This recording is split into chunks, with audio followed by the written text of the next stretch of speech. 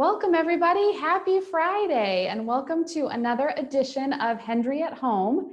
As you can see, I've got a beautiful co-host with me today, Jan Miller. We were just saying this is the first time that this has been a women-only broadcast, and we're excited. We're going to bring some fun information for everybody today. So I see everybody coming in here, hopefully some familiar names, not faces, I guess. Remember, we can't see you except in the chat. So we hope that, I know Angela's getting in there. We hope that you can jump into the chat, share where you're dialing in from, what you're drinking tonight. If you're drinking the 17 barrel fermented and Pinot like we are, or if you're drinking something else, we'd love to hear it. So again, remember, if you want to chat with everybody, go down to the bottom of your chat and change the who you're chatting with to all attendees and panelists rather than just panelists. Otherwise, we see it and all of your friends on here don't. We'd also love to get questions from you guys. So there's a Q&A there down at the bottom as well next to the chat button. Throw your questions in there for Angela to gather. She'll be sharing those with us. And we've left time at the end, as we usually do, to address those questions. So, and last but not least, always, please start drinking your wine. We've been working on our outline. You can see our notes here. And we were going to work the wine into our talking points a little earlier today. So we're not going to wait till the end. We're going to join you in drinking some good wine, but don't wait for us. Bottoms up. Cheers. It's Friday, so enjoy. Today we want to dive into a topic that I think really gets oversimplified a lot, and we were sort of guilty of it ourselves in the titling of this episode. We just said, fermentations, and there are really, I think, so many small little decisions that get made during what we think of as the fermentation process with winemaking that a lot of people don't even realize, and it can really impact the wine. And Jan is really here. She sort of oversees all of this year to year. So I thought there was no one else better to bring in than Jan to talk about it. So we've got her here. If you haven't had a chance to meet Jan in person, she's awesome, and you should come back and meet her face to face. She's responsible for a lot of things here. So she monitors all the fermentations that happen every year. So she's had a very busy couple months here. She works on all the microbiology. She also takes off that winemaking hat and puts on a government compliance hat and accounting hat. So she kind of keeps our business in order a little bit. And then she also cuts George's hair. So she really is what we call a Jan of all trades here at the winery. So I'm very excited that she's joining us today. Is there anything I've left out, Jan? Well, I think we talked about earlier, this is our 20th harvest. That's right. You've been doing this for 20 years now 20 with years George. in this facility. That's how long this facility's been here, and that's how many harvests we've done. Yeah, we were saying that we're going to have to find some way to commemorate that, to celebrate a really kind of fun anniversary. So, well, let's dive in. We thought that maybe the easiest way to go about this topic would be chronologically. So, again, I think there's this idea that we go out, we pick the grapes, we bring them into the winery. A lot of people ask, do you ever stomp them? We don't stomp them, but we crush them, everything like that. They go into a press, we add yeast, we've got wine. But I know it is not nearly that simple. So let's start at the beginning. We pick the fruit, right? It comes in, it gets crushed or pressed, and then it goes into a tank, right? Well, I don't like the word crush so much. Okay, why not? We have these wheels in our crusher, we call it, that you can set at different distances. And based on the size of the grape, we don't want to crush it. I want to gently persuade the skins to break. Okay. We also have our crush pad on the second floor, so we can use gravity to feed down into the tanks. All right. Mic check. Oh, we got to do a mic check. Yep. What's the matter? I'm not turned on. Stand by. Thank you all for alerting us to that. Yeah. Says on. Does that say on? It does say on. Can you hear me? Hold it up a little bit. Test it. Hold what up? Hold it up and test it. Is this better? Everyone? All right. Someone give us so some people can't, and Mary Jo, I think you can. Let's try this again. We love Hendry. When you say it. We love Hendry. I love Hendry. You love Hendry? I love Hendry. Oh, we love Hendry. We're all in on loving Hendry. Okay. We can hear you now. Okay. Great, And I thank okay. you, Kurt Shearer. I see you on there. You're giving us your great audio tech tips. We're so grateful, and we'd be lost without you. So, all right. Well, we'll just project too. Okay, So Angela's on this. years, Yeah, 20 years. 20 years been here. And you were reminding me that we don't crush. We gently persuade the skins to break as they fall down into the tank. So we have our crush equipment that's on wheels, and we can move it right over the top of the tank. So that's day one. And that's sort of unique. A lot of places don't have the ability to do that, right?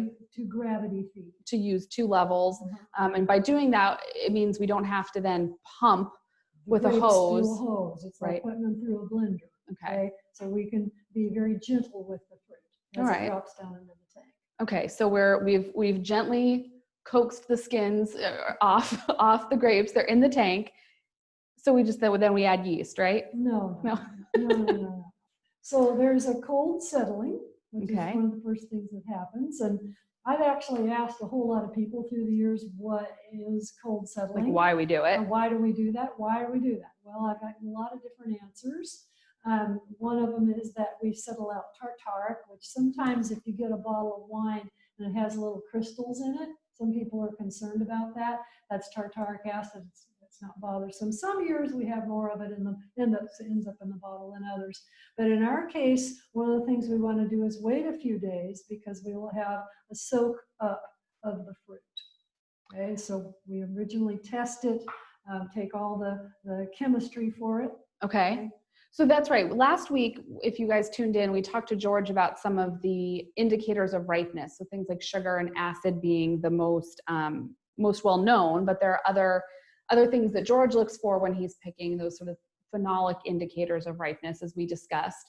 But there are things aside from that, besides the sugar and the acid, that you are sending the juice that we have in tank off to a lab and getting tested, right? On the first day. On the first day. First day, and it'll give us yeast nutrients, the amount of nutrients that's in the fruit, which is really important for us to understand when we have to add yeast nutrients later. Okay. So we get that, we get potassium, nitrogen, alpha amino compounds, tartaric, all these things are good indicators, potassium.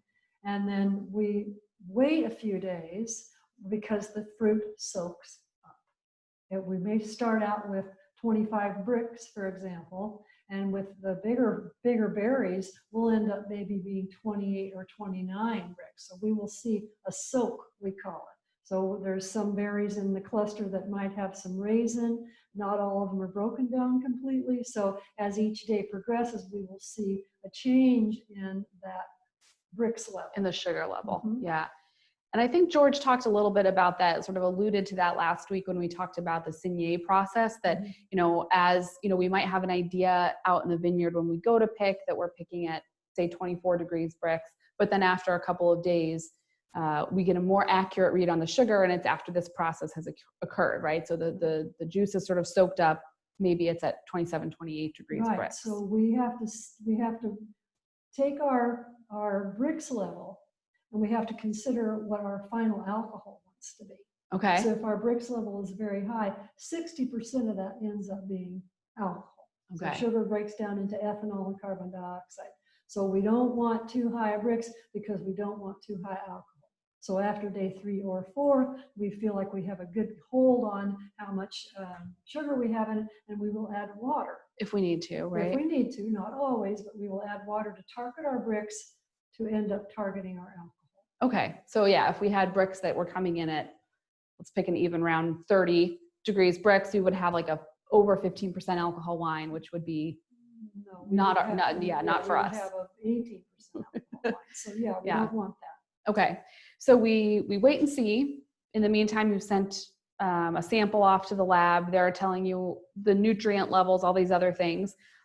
If we do want to bleed off some of the juice and do a water add, we could use that juice to make the rosé, right? So I think last week we also talked about that. Yep. So that Saignée process, we bleed off the juice. We do that with all of our red wines. All the reds. All the reds we do bleed off the 10% of the juice at the beginning of the process. And then decide how much we want to add back or not. Yeah, sometimes we add the juice back, sometimes we add part juice, part water. This year we added several lots, we added juice and water back, some of them just water. Okay. And so I think many of you might recall in 2019, we actually didn't make a rosé from this, but we are making one this year, right? One that's going on this year. What's the status of the rosé now? It's not quite done yet. All right. And we joke around here that it's our least expensive wine, but it causes more trouble and is more work than any of other wines. So I think we should charge $80 a bottle, and 60 goes to 20 goes to you guys and 60 goes to me. Yeah, for all her trouble. For all the trouble, because it requires all kinds of preliminary before it even starts fermenting. It gets foam stuff growing on the top, which I skim off, and it's still not done. Everything else is all the done cabs are done. Everything's done with fermentation. But the rosé is still bubbling away. And that's very typical every year. Okay. It usually takes a month, almost 2 months to ferment. All right. Well, so next time everyone's enjoying one of our rosés, think of poor Jan. Send me $60. Just send me $60. Just put it in my Yeah, envelope. think of her and all of her work. All right. So We've we've let it soak. We know sort of what the nutrient levels are and all of that. Now, are we ready to add yeast? Yes. Okay. So now Yes, we add yeast. So What kind of yeast? we add our particular strain is Prix de Mousse. It's a traditional old school Prix de Mousse. Sounds And fancy. it's we get from Scott Labs. They call it EC1118. And I'm going to start a little. Ooh, we've got a demonstration. Okay, so we got a little water here. Okay. And we'll just kind of play with this as we go along here, and you'll see. So I'm adding just a little load of yeast to this. Not doing anything else. I'm just adding some yeast to there. And this is pretty much how you get it started in the I lab, use, right? Yeah, 9 liters of water per pound Of yeast, okay. Of yeast. So usually it's 2 pounds per 1,000 gallons. I think that's a little bit of an overkill, but that's kind of a funny word because some of it might not live, right? So I think the manufacturers suggest we add more than what we might need because not all of this will make it. Okay. Right? But very delicate. It's been dehydrated so that the outer coating is very delicate, and so I just let it do its hydrating thing without giving it any trouble. So you're very hands off with it. Yes. If we had smell-o-vision, you would know it's starting to smell a little bit like a bakery in here. So so the strain, so we use the yeast that we generally use for winemaking is Saccharomyces cerevisiae. cerevisiae. Sacro is sugar. Mhm. Mycota is a fungus. Cerevisiae sounds like cerveza. So it's a sugar fungus that was isolated from beer. Okay. Okay, But so but then there are different strains. a different strain. Okay. Strains of Saccharomyces cerevisiae. So that would be In this case, the Prix de Mousse. Prix de Mousse, and we like this because several reasons. One of them is high alcohol tolerance. Okay. And not that we let our alcohols be too high, but that's kind of a risk factor we can take out. Okay. Here we can take out. It doesn't produce H2S, which is hydrogen sulfide, which is rotten egg smell. And that's very common in fermentations.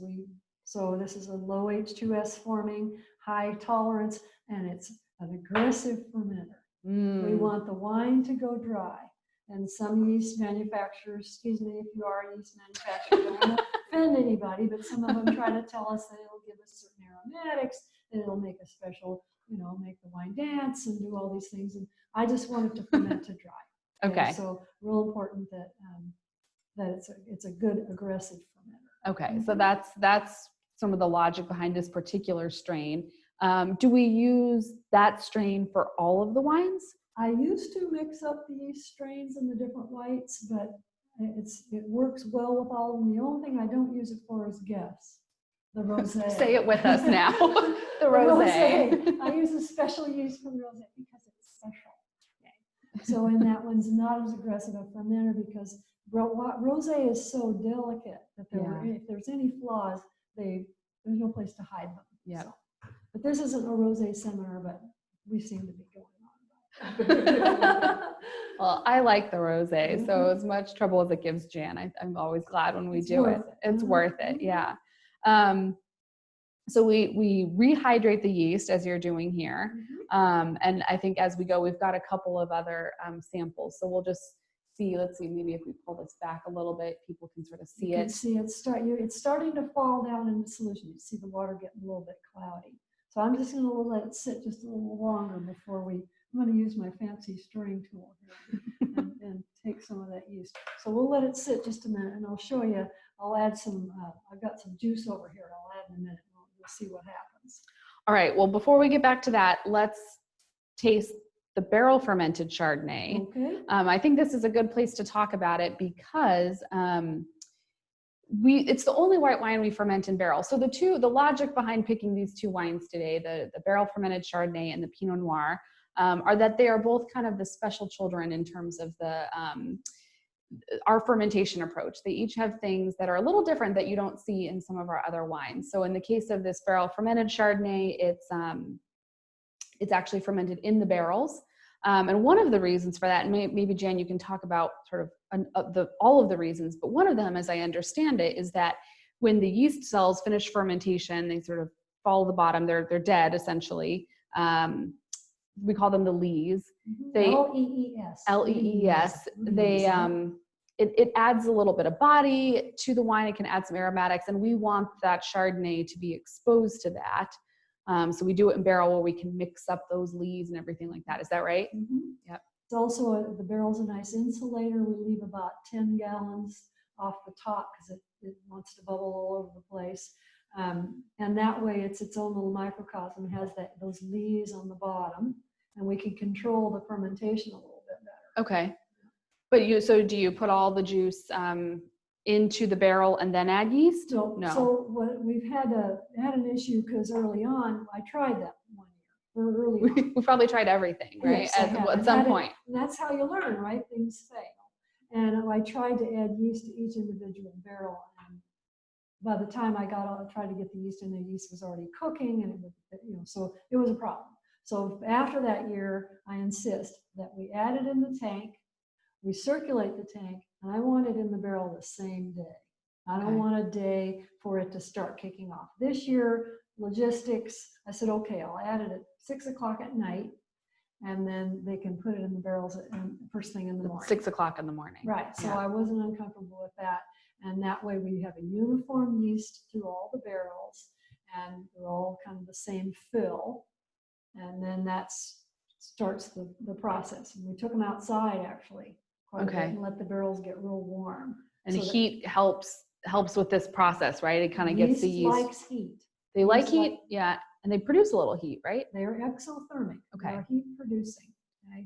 So yeah. But the warmer, the more active they are, they're getting that fermentation going. Yeah. So we want that to go on. So I'm seeing it starting to do its thing. I'm gonna just add a little sugar. Okay. I'm gonna sample this. So we've got the 17 barrel fermented, which we've so I'm adding a little sugar. So in the juice, okay. I'm adding some juice to the yeast there. And I don't know how many of you have the 2017. We have shared it with Wine Club. We've done a pre-release, but it is not yet. We're not pouring it here in the tasting room yet, but we are really excited to do so because it's received a number of good marks, which we're excited about, and it's really delicious. So cheers, everyone. Cheers, Jan. Cheers. This is one of your favorites, right? It is. Barrel fermented is my go-to. Okay, I buy a case, once a week, and I get through it. No, it gets her through rosé season. Yeah, yes, it is. It's one of my favorites too. And I'm sure if you've tuned into these before, you've heard me say my own preference skews light. I love the unoaked Chardonnay, the Albarino. But George, I think, does some really, and you working with him, do some interesting things with this Chardonnay. It's not super full bodied. It sort of walks a fine line in terms of the weight of the wine, the richness. I think it pairs really nicely with food. So despite my initial reluctance around oak Chardonnay, it's become one of my favorite wines that we make here. So I think Tamara put it really well in some of the tasting notes that it, no matter which side of the Chardonnay aisle you're on, it can kind of bring people together. So I think it's great for that. But so barrel fermented Chardonnay, as we start going through the process, if I see it the fermentation start to slow, we have that barrel available, and we have this bâtonnage, it's called. It's a metal rod with a little flipper on the bottom of it, and we can stir the barrel. And that brings that lees up into solution. So one of the things that does is gives it a creaminess as opposed to the heavy butter that malolactic does. So there's a lot of advantages to having it in the barrel and have its own little microcosm of activity. And we'll talk at the end, when we get back into our chronology here, about malolactic fermentation. We avoid it on our white wines. So this has a nice, I still get that like really sort of bright acidity sort of at the sides and back of my palate there with this one. Since it didn't go through that, it retains that brightness, and I think it's really delicious. And the creaminess down the middle of the mouth, in the throat. So I like that creamy texture, creamy aroma. Yeah, it's yummy. So all right, oh wow, so you can see, I don't know, it's cooking. Starting to cook. Yeah, it's starting to bubble a little bit, so it'll progress as we go on and do some fancy stir.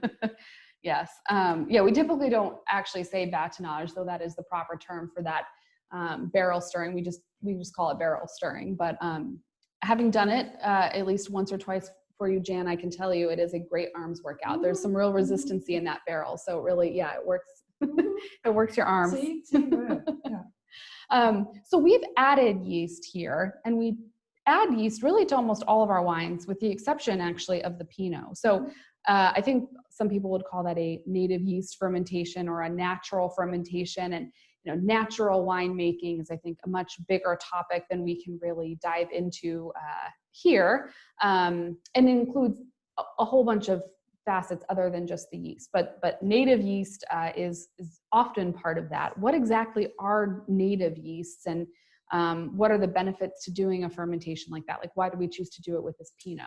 Why we choose to do it, I don't know. George has done it that way all these years. Okay. We've discussed it sometimes. Oh, look at it. It's starting to really bubble. It's a very aggressive fermenter. Okay. It really likes to ferment on its own. The Pinot. The Pinot. Okay. It ferments very fast. Okay. But native yeast, there is yeast ubiquitous in nature. There's yeast everywhere. Okay. So I think we talked about, they did this study on, they had this winery that was a brand new winery, and they added a yeast and they put a fluorescent yellow. And when they found the yeast in the wine, there was that fluorescent yellow. And that after that harvest, they went in with the milk cleaning equipment. So like uber clean. Uber sanitized the whole winery and tried to kill off anything that was in there. And the next year they used a fluorescent blue. And sure enough, when they looked at the yeast, there was that fluorescent yellow from the first year. So it doesn't go away. Yeast is ubiquitous in nature. It's everywhere. You put a pineapple juice in the refrigerator, and if you don't drink it fast enough, it starts to ferment. So yeast is everywhere. So everything will ferment on its own. We just want to have a little bit more control. But Pinot is a super aggressive fermenter. Yeah. So it gets started with whatever yeast we have now in this building, right? Probably what I'm adding to the other tanks. So that you do find that this particular strain of Saccharomyces is present? Probably. Okay. Probably present. I do see other yeasts that are in there at the very beginning of the fermentation that I can identify that are natural yeast. Calectra hanseneospora is one of them, and it's easily identifiable, and I'll see that in the Pinot early on. You see it under a microscope. Yes. Okay. Yeah, you have a microscope, so I can't see it with my naked eye. That would be good, impressive. But I'm not that good. Okay. So there are native yeasts that show up, and they also can rob some of the nutrients from the wine. Oh, interesting. Because they're using nutrients as they're trying to ferment. Okay. So we don't want that to happen. We want it to kick off. So this year I didn't see as much of native yeast in it as I usually do. Huh, interesting.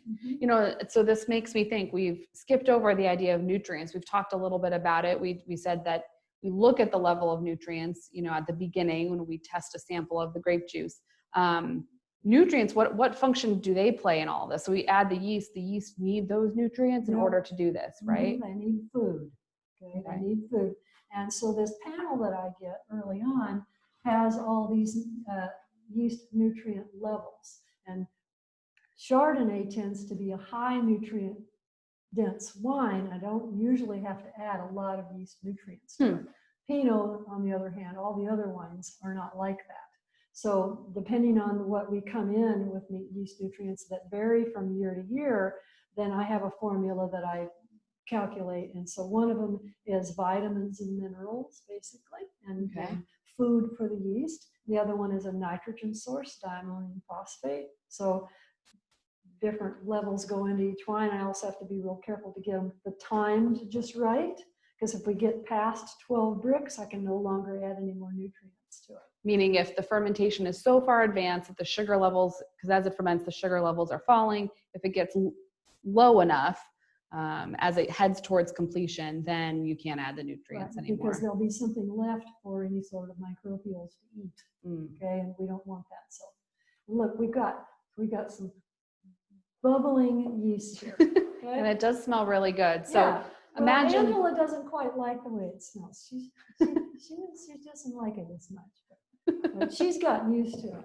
Yeah. I kind of like it. It smells like a bakery. And so you imagine during sort of active fermentations, which we've now been done with, you know, this stage of the process for almost a month, right? Well, no, a couple weeks. But no. This stage of rehydrating the yeast, the last wine that you yeasted from this year was early October.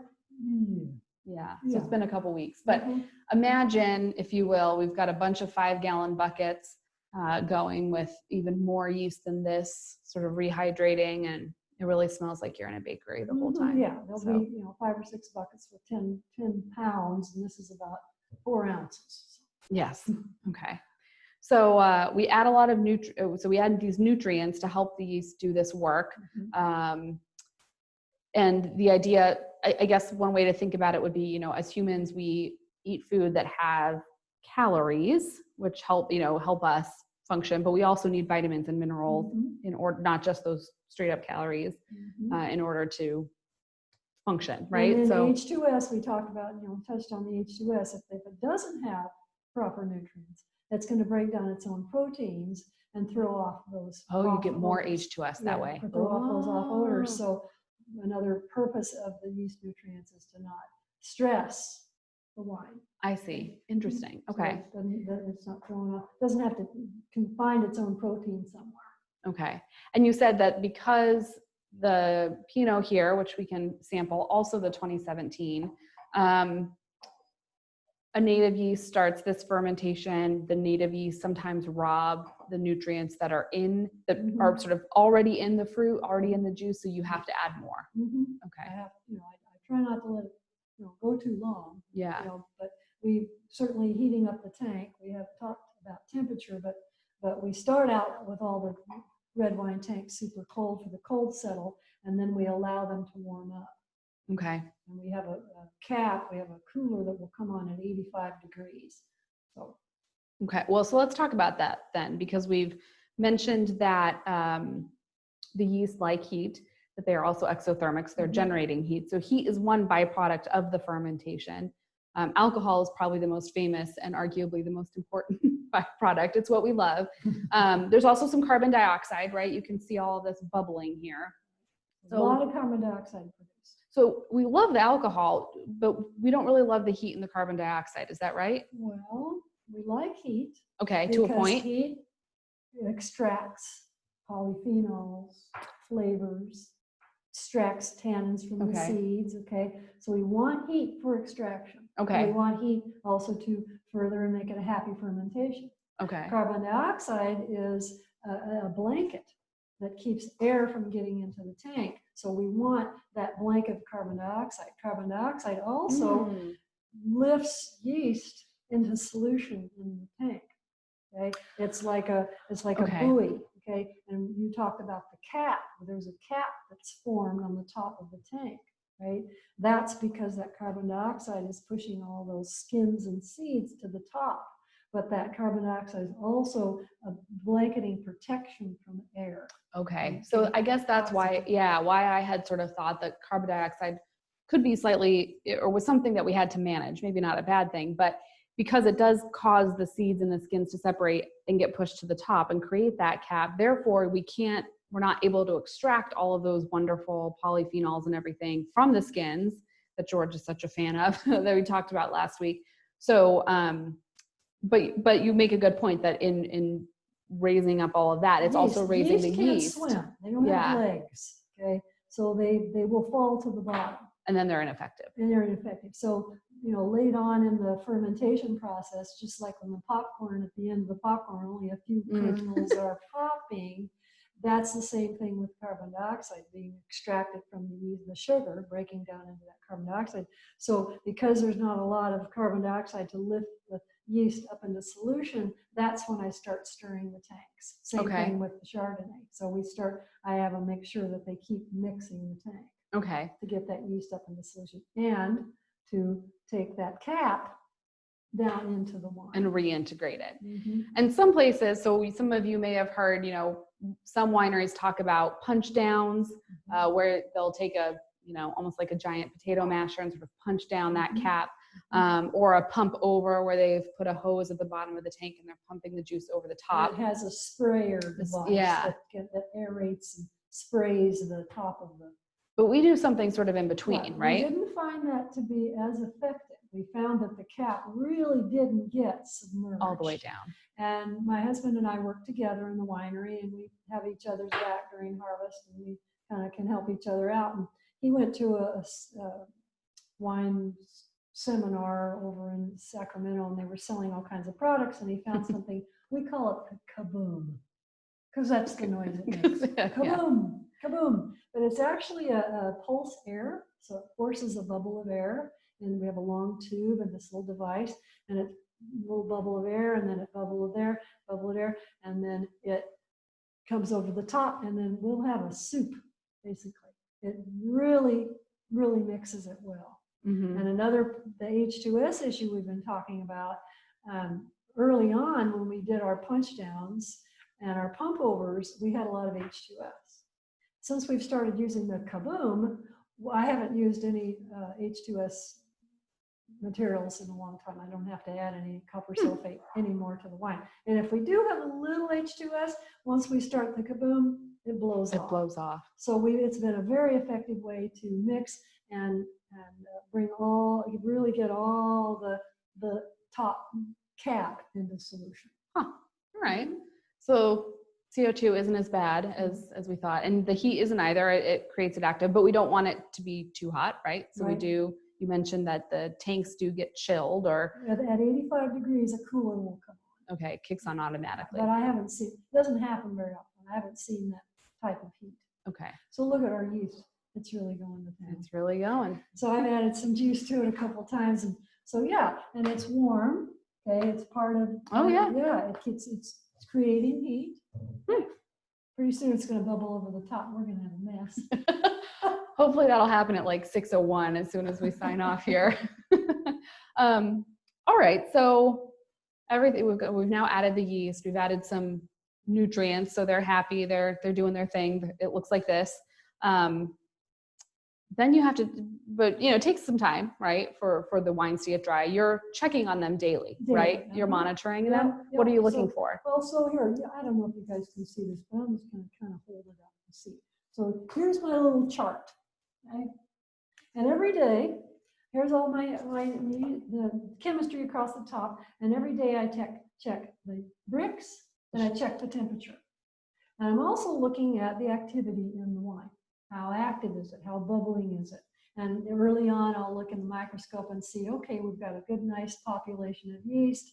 Everything looks good. Sometimes we'll get towards the end, I'll start getting nervous and start looking at the yeast again. No, we've got a lot of live yeast in there. We're fine. So every day I'm checking it, depending on, like this one cold soaked for 4 days until we finally added yeast. So it was 11 days until we pressed it. Until it was dry Yeah. fermentation was done. 11 days start the to. primary fermentation was done. So, Okay. and it moves pretty quick. So in this case, we had 25 bricks, 21, 16, 10, 5, 1, and then into negative. So this, one day I can see a 12 brick drop in one Interesting. day. So that peak of the fermentation, and then obviously the heat, the temperature of the wine peaks there as well. Mhm. Okay, so that kind of goes hand in hand. So Okay. as the heat goes up, as the active fermentation is going on, and then once I've checked a couple days. This one was a negative bricks a couple days, and so I felt comfortable at that point that it was done. And maybe we should explain real quick that the reason we see the bricks go negative, that sounds odd, is that bricks, I think as we've mentioned on prior tastings, is really a measurement of density, right? So the sugar in a solution, if you think about syrup or a soda, something that's really sugary, it's going to be a lot denser, a lot thicker than water. And alcohol is even less dense than water, right? So the tool that we have here, and you can demonstrate to measure once fermentation is going, the tool that we use to measure the sugar levels is a hydrometer. Hydro, water, Yes. right? So this is measuring this. When this has 0 bricks, that means there's in water. Right? It would, yes, it would hit at 0 if there's no sugar left in that water. And let that water, but this isn't water. Okay, so that was kind of fun because this is grape juice that we bought at the store, right? So this is about 15 bricks. So this hydrometer measures the density. Pull it up there, Okay. yeah. So it measures the density. It's also got a temperature gauge on it, right? So when I set that down in there, it's because it's dense enough. It kind of doesn't bobs. drop to the bottom. It's about 16 bricks. And this probably, the grape juice probably wasn't 16 bricks, it was probably higher than that, but they water it down because it'd be way, they probably make it from a syrup, Right. so a dense syrup. So so this is 16 bricks, measure of density. And then I brought in, shall I show the wine? Yeah, let's show the wine. All right, so. Our wines, so again, with the exception of the rosé, So all we of the other talked about wines the are negative bricks. So alcohol is less dense than sugar. So at 0 bricks, we wouldn't be where we want to be. Okay, actually, I don't have the right hydrometer, but we have one that goes up to -5 bricks. I saw one time a license plate in town that said 0 bricks. And I wanted to yell out the window, so you leave your wine sweet, do you? But I didn't do that. I was a lady. So you can see that this, for once, and so you can see that this won't rise at all. It'll just stay sunk down in there. Okay? Doesn't come up at all. I mean, this is actually sitting on the bottom. Yeah, it's touching. Okay, so there's this density. So this is like a negative bricks. Which is what we want to see. So at that point, you would consider it dry. What happens if you're pulling in these samples on a daily basis? What happens if the sugars aren't moving? Is that considered a stuck fermentation? Not yet. Maybe, okay. Not yet. Okay. So, like I say, when they're carbon dioxide. So when I see that the tank's getting down there, I will have them. That's where you'll stir. Kaboom, or in case of the barrels, I continue to stir it every day to get that yeast up in solution. So I don't have them stop mixing it until I'm comfortable with it being dry. Okay. So dry means those residual sugar, right? We all know that. Okay. Yes. And the generally sort of accepted definition of a dry wine, because we talk about, when you get that test panel back from the lab, they tell you, we look at the bricks. That's very easy to do here. We have ways to do it. But they can tell you specifically how much glucose and fructose there are, right? The fermentable sugar. So there are some non-fermentable sugars in there. So something is going to be left. But generally, we want the wine world would sort of consider 2 grams of sugar per liter would be dry. But that's the wine world. What do we do? That's the wine world. Okay, that's not us. Right. Okay, so ours are less than 1%. Less than 1 Everything gram. less than 1 gram per liter. We consider that in the dry range. In the dry range. So we're pretty adamant about no sugar. Yeah.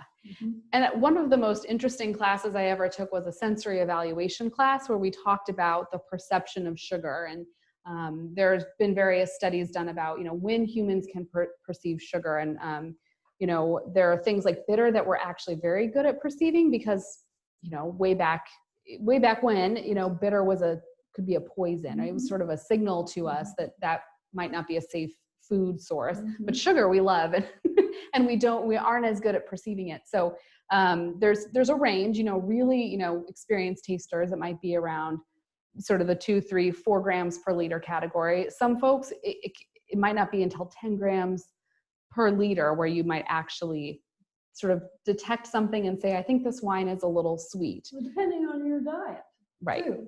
If you tend to have a lot of sugar in your diet, you're Yeah. going to be less. Didn't you say something? I looked up what Coke is. So if you drink a lot of, Coke and that's your wine. It's better for you. Coke has 110 grams per liter of sugar. So, we might be able 110. Did you hear that? 110? We might be able to perceive it at lower levels, but there's also something about practically what are we used to consuming. So I think there's that. And then also, the presence of acid in wine, which there are a lot of, also changes our ability to perceive sugar, sort of in the same way that you think about, what happens to lemon juice when you add sugar, right? Those two things can kind of counteract each other. A sweet, sugary beverage that has a lot of acid doesn't feel as sweet, and, a super acidic beverage like, lemonade, lemon juice, if you add sugar, it doesn't taste quite so acidic. So, wine has acid, and so then even that kind of skews up our perception. But and the white wines are going to have higher acid than the red wines. So generally because they're not picked as high of bricks, makes sense, right? The riper a fruit gets, the more acid, the less acid, the less acid that it gets. So when we pick these at a little lower sugar level, then we have higher acid. Yeah. We want that. We want that in the white wine. Yeah. So anyway, I think the concept of sugar and how we detect things is really interesting, but you can, it's really bubbling there. You can rest assured that, everything that's coming out of here is super, super dry.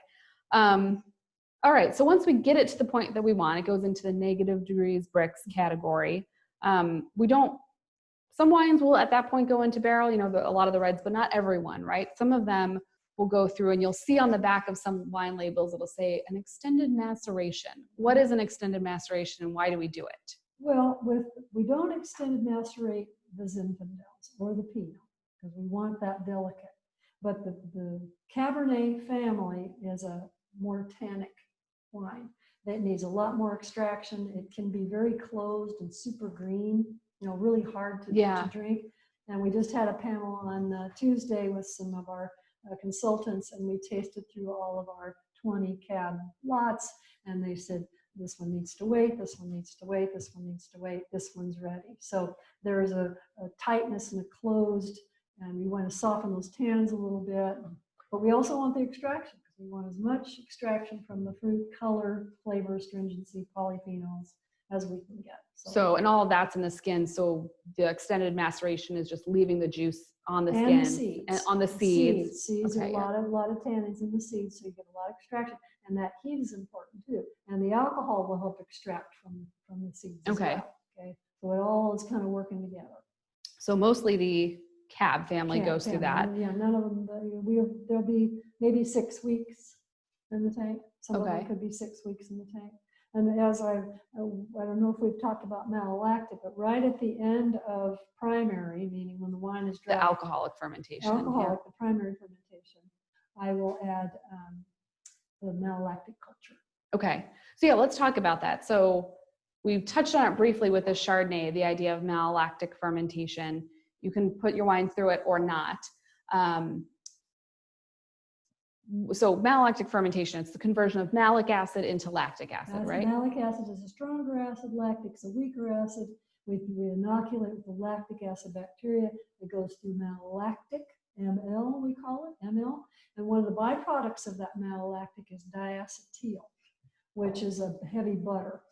And we don't want heavy butter. in our white wine. We don't let the Pinot Gris, the Albarino, unoaked Chardonnay, or the barrel fermented go through malolactic. There's a little conversion through primary with the barrel fermented, but so we don't want that. So we add sulfur at the end of the white wine fermentation to make sure that malolactic Just doesn't happen. Stop it. But we want that now. All red wines go through malolactic. We've got a room upstairs full of barrels that are going through malolactic. Because as you said, malic acid, it's a strong acid, kind of comes across like a sour candy, like tart green apple, like tartar, right? The acid actually goes down and goes to malolactic. And lactic is a weaker acid, so our perception of it is it doesn't feel as sharp. I think it's smoother, which sort of makes sense. When you pick up a Pinot or a Cabernet or a Zinfandel, you're not looking for that like zippy brightness and acidic feeling of an Albarino, say, right? So that kind of makes sense. Yeah, but in the diacetyl doesn't show up as much in red wine as it does in white. There's a lot of other stuff going on in red wine, so you don't really masking. Yeah. So okay, so we've got the wine in barrel or in tank.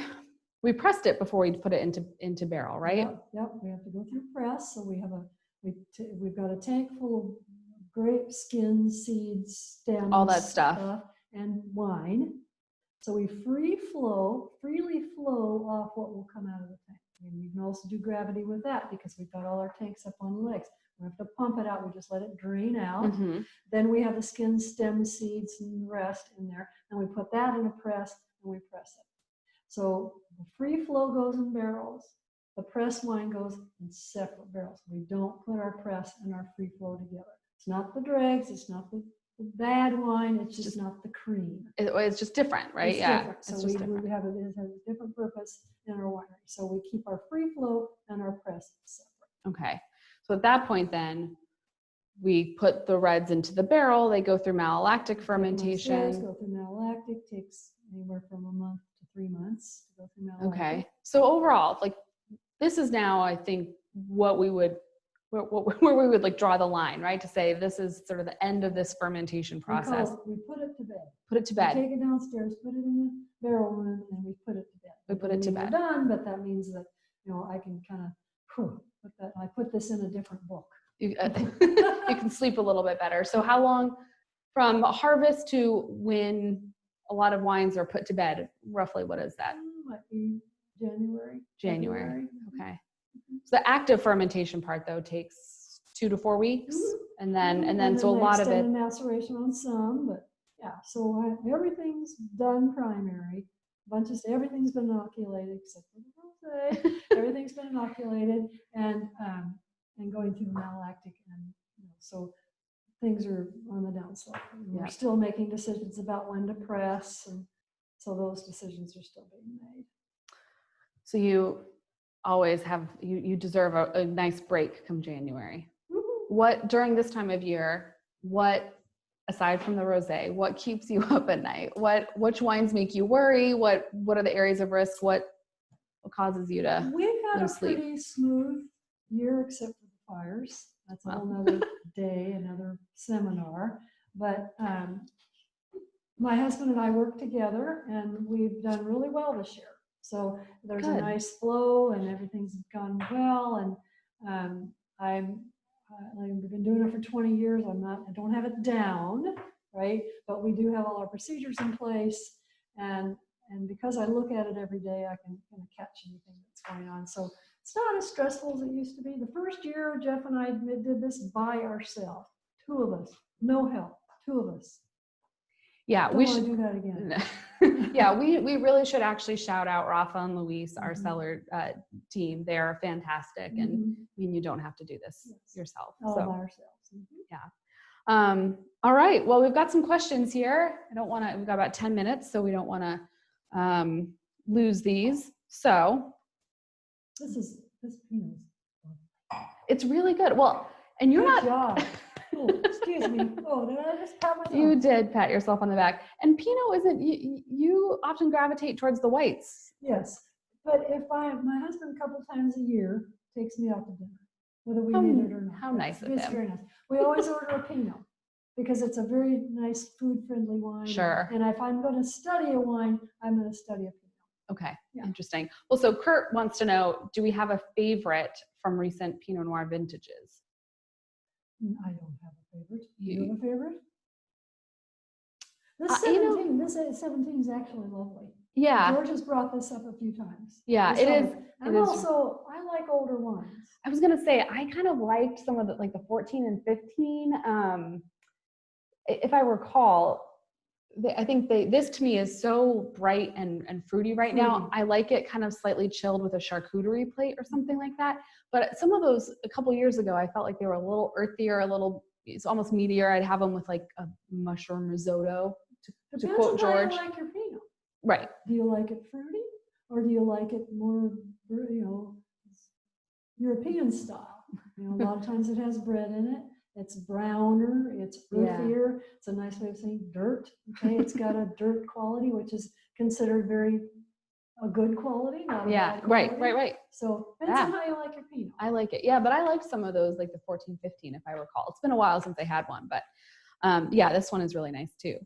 So this is a fun one because I know the answer, and I am excited for you all to learn the answer. Brian wants to know, what is your educational background? Well, I bought all the textbooks and I read them on the Stairmaster. I did go over to Davis and took a wine microbiology course, a master's course, about ate my lunch, but I got a B. I'm really proud of myself. And I've studied a lot on my own. I'm 20 years experience. So I came in the side door. I do not have an enology degree.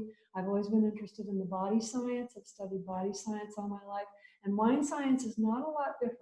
The same glycolysis, you have all the same bacteria, where it's alive. This is alive, by the way, okay? It's alive in there. It continues to be alive until you drink it, okay? So it's constantly changing in the bottle. So I'm self-taught and experienced. Yeah, and I think that's actually fairly true in this industry. A lot of people learn by doing. That's important. But Jan, I can talk about yeast and DNA and all that kind of stuff, and I can maybe try to impress you, but it's really experience. It's really what have I learned and what happens each year, because nature gives us something different every year. So yeah. I think maybe self-taught is a little underrated. Yeah. Sometimes, having degrees and credentials doesn't necessarily mean. I'm not saying, if you've got credentials, you're great, but I'm just saying, it's underrated, can be underrated. Yeah, well, no, I think it's incredibly impressive. And Jan, as I alluded to earlier, not only around the winery is our Jan of all trades, but in life, she's a wonderful yoga teacher and has a lot of other really wonderful skills and has had many other careers. So we're lucky to have her. All right, so Julie Snyder. Hi, Julie. Hi, Julie. Wants to know, are the native yeast inside the grapes or on the skins? And as a sub question, given that we had the fires this year and George described how we rinsed the grapes this year, would that rinse off any of the yeast? I don't think so. I think it's floating around. I don't know exactly. Okay, I mean, we did talk about this in my wine microbiology course. Where exactly is that yeast? And one of them, Brettanomyces, they found it in shaded areas of the vineyard, but it's in the air. Yeah. It's in the air. Well, that example of the wine building or the winery that you used, wine building. It was a building. It's a building. It's Friday. Yeah. The winery. A couple sips. Yeah, right. But yes, it was in the air, right? I'm not saying it's not on the skin, and it's probably not in the grapes. No, it's probably not inside the grapes. Yeah, but on the skins, yeah. And it's in the air. In the air, right? Yeah. And once the skin breaks and it's exposed to the air, it's going to start that process. Yeah. So this is a good question from John. Can you talk about volatile acidity? What is it, and is it a flaw? Also, how would a consumer detect it? VA is Acetobacter is ubiquitous in nature as well, and its job is to break things down. Its job is to turn things into vinegar. Right? You want a little vinegar in your wine. You want a little VA, because if you have no VA at all, the wine's flat and uninteresting. So you do want a little volatile acidity. You just don't want vinegar. Right? So one of the things we're doing is adding sulfur, which keeps the Acetobacter, that microbe, from growing. Right? So it's a good thing, and it's the right proportion. It's all, yeah. But detecting it, it'll start tasting like vinegar. Yeah. Right? So you shouldn't be drinking wines that have too high in VA. Yeah. Right? And there's also ways to take it out. We've had wines that have too high VA, and you've got a micro type of filtration that can get it out. That's happened a couple times. But I try to prevent that early on by keeping the acids up and keeping the sulfurs. Yeah.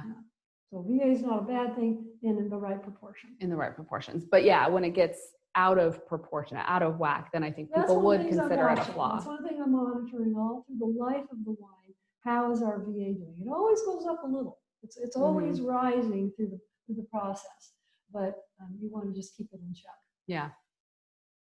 So from Jeff and Suzanne are interested to know, have the fires impacted this year's grapes? Well, we're in the process right now of sending, we did test one early on, but it was before the real smoke. Was it one? It was the Pinot, right? Yes, Yeah. there's a Pinot, and there's something called guaiacol, or there's an ethyl and a methyl. Methyl's got more components to the molecule, and the bigger the components of the molecule, the harder it is to break down. So there's a lab that I've commissioned down in LA. Their equipment just broke down, and so they're getting some more from Germany, and they said it'd probably be in by Monday. And so we're going to send samples down. We're going to send samples down and get it all tested to see what we've got. So far, we're not detecting it. One wine, our experts here on Tuesday thought they smelled a little bit of it. And something I thought was interesting was one of the wine experts was talking about the different kinds of things that were burning and their contribution to the wine, what kind of ash it was producing. If it's burning grasslands, if it's burning trees, if it's burning homes that have metals and tiles and paint. So the kind of ash and the shape and the size of the ash is going to change based on what areas are burning. I thought that was really interesting. That is really interesting. So and she was suggesting a white ash, which not a heavy ash that's like white pepper or black pepper, right? It's just a softer ash that wouldn't be as invasive. But so far, because no one knew what to do. I asked these experts, "What's your history?" And like, we have no history. Yeah. We have no. This is unprecedented. So it's always a learning experience around here. Mm-hmm. Yeah, I do think that 10 years from now, if someone were to have this discussion, I think we'll have a lot more knowledge about this. But it's really only been in the last 4 or 5 vintages that we've had to grapple with smoke taint of this degree. So well, this is really the only time we've had it to this extent. To this degree, yeah. We didn't. We were all done in 17. All of our harvest was done. Yeah, except for the rosé. It was still in tank. Wait, right, yes, but yeah, no smoke taint in 2017, and so far, I mean, I thought George summed it up nicely last week. We are cautiously optimistic. So and we did our due diligence by rinsing the grapes. We thought that's what we needed to do, and we did it. And we're testing. So and as Tamara said in one of those emails a couple weeks ago, this fly wanted some Chardonnay too. If we detect anything, you never will. So we'll keep an eye on it. Yes, but no, we're not going to send it out into the market. No. Our 2011 Pinot, we didn't release it. Thank you. We didn't release it because it wasn't exactly what we wanted. You know? So we want to have a standard of quality, and definitely a learning experience. Every year I learn something new, and nature gives us something new. And I couldn't have read this in a book. Right. What I've learned, it's been through experience each year. I think that's a great place to end it. I'm going to need another glass of Chardonnay here because this fly has commandeered mine. But we so appreciate you coming. We so do, yeah. And nice to meet you all if I haven't before. And I know. Hopefully you learned some. I'm sure you remember everything you said. The next tasting, we're going to start with a quiz. So if y'all took notes, but I'm also so glad that many of you had a chance to virtually at least meet Jan if you haven't already, and hopefully this was interesting. So please do keep looking for the email. Last week we put out a survey. We're totally open to changing the times for the November and December tastings if this time isn't good for people. So feel free to fill that out, or you can just email me or Angela. Otherwise, have a wonderful weekend. Drink some good wine, and we'll see you in a month. Here's to Hendry. Bye. Cheers. Here's to Hendry.